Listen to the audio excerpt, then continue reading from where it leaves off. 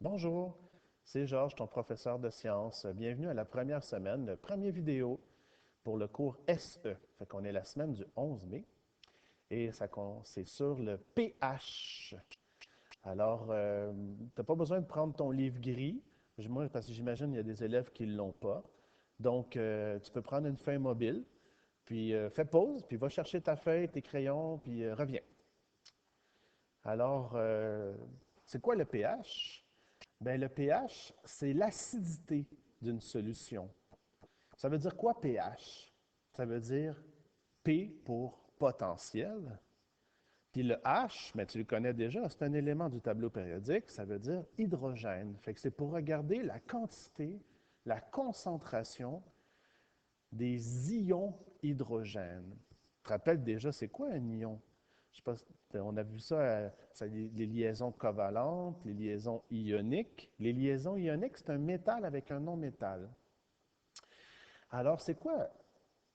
Pour être acide ou basique, ben, il faut que ça soit une substance qui conduit l'électricité dans l'eau. Les ions dans l'eau, ils conduisent l'électricité. Fait qu'on appelle ça des électrolytes. Puis, il y en a trois types d'électrolytes. Il y a les acides, il y a les bases et il y a les sels. Fait que si je remonte, le pH, c'est une échelle qui va de 0 jusqu'à 14. Ce pas des chiffres inventés, là. Le milieu, quand c'est l'eau, c'est un pH neutre, c'est un pH de 7. Puis je ne vais pas expliquer pourquoi c'est le chiffre 7, mais le 7, c'est le milieu. 7, c'est quoi ça veut dire? Ça veut dire qu'il y a autant d'acide que de base en même temps. Donc, c'est ça que ça veut dire. Ça veut dire que la concentration des acides, les H, est la même concentration que les OH, puis ça, c'est la base. Donc, si les deux ont la même concentration, bien, ce n'est pas acide, ce n'est pas basique, c'est neutre. En bas de pH 7, c'est des acides. 4, 5, 6, c'est légèrement acide. 2, 3, c'est acide. 0, 1, c'est extrêmement acide. L'inverse, de l'autre côté, en haut de pH 7, on appelle ça des solutions basiques. Donc, dès qu'on arrive à 7,1, c'est déjà basique. Donc, 8, 9, 10, c'est des solutions légèrement basiques. 11, 12, c'est basique. 13, 14, c'est extrêmement basique. Cette échelle-là, c'est une échelle logarithmique. J'explique tout de suite qu'est-ce que ça veut dire. Par exemple, c'est un pH de 2 puis un pH de 4. Je te demande lequel est plus acide. Tu vas dire c'est le pH 2. Mais il est combien de fois plus acide? Toi, tu penses que tu il est 2 fois. Non, non, non, non, non, non. Il est 100 fois plus acide. J'explique sur l'échelle ici. Regarde bien, le pH 2 est là, puis le pH 4 il est ici. Fait que c'est des bons 10 entre chaque. Fait que si je passe de 4 à 3, le 3 il est 10 fois plus acide. Puis si je passe encore de 3 à 2, c'est un autre 10. Donc là, ça fait 10 fois 10. Donc, ça veut dire que le pH 2, il est 100 fois plus acide. Fait qu'il faut faire tout le temps des bons de 10 en 100. Fois 10, fois 10, fois 10, fois 10. Ou dans l'autre sens, tu peux faire fois 10, fois 10, fois 10, fois 10. J'ai un autre exemple juste en dessous. J'ai un pH 8, puis j'ai un pH 13. Lequel est plus acide? Tu vas dire pH 8. Ben oui, il est acide.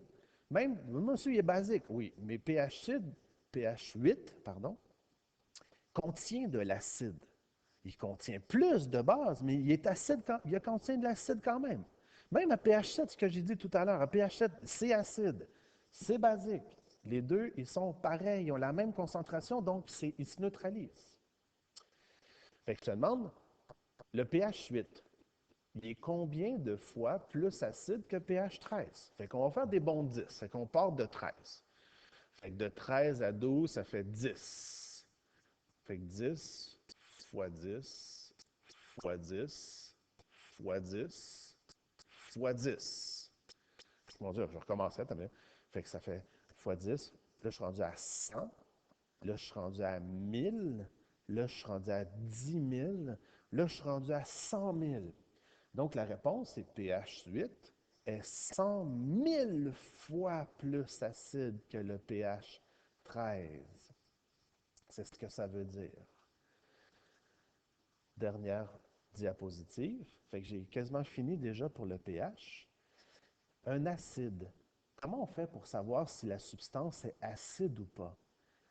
L'acide, c'est une substance qui commence par H, comme HCl. Fait que si tu reviens ici, les exemples que j'ai donnés, fait que ici, tu vois la molécule à 0, ça commence par H. Fait que HCl, ça commence par H, donc c'est un acide. Comment on fait pour savoir si c'est une base? La molécule, elle va finir par OH. C'est ça le truc.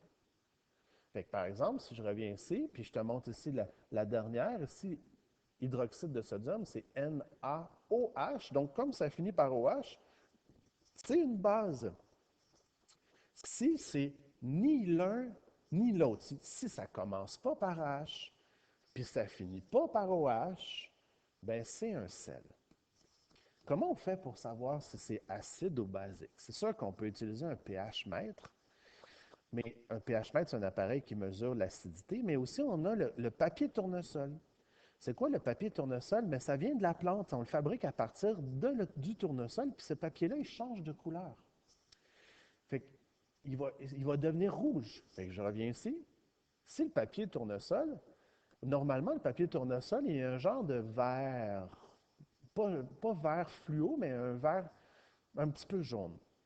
Si je le mets dans l'acide, le papier tournesol, il va devenir rouge. Si je le trempe dans une solution qui est basique, il va devenir bleu ou peut-être même violet. Mais ça va être bleu. Fait comment on fait pour. C'est pour ça que je les ai mis en couleur ici. Fait que l'acide est rouge. Fait que au début, il n'est pas rouge. Mais si je trempe le papier tournesol, il va devenir rouge. Si je mets un acide sur la table, ça ne va pas changer le papier tournesol. Il faut qu'il soit dans l'eau pour que ça fonctionne. Il faut que le papier tournesol, il faut que le pH mètre, il faut que ça soit dans l'eau. Donc, le sel, il faut le mettre dans l'eau, la base ou l'acide. Donc, le papier de tournesol, il faut se rappeler qu'il change de couleur. Donc, acide rouge, base bleue. Le truc, c'est s'en rappeler, c'est que ça commence par B. Base, c'est bleu. Dernière chose, si mettons, j'ai un liquide, j'ai un bécher, puis dedans, j'ai un liquide, j'ai un pH 2.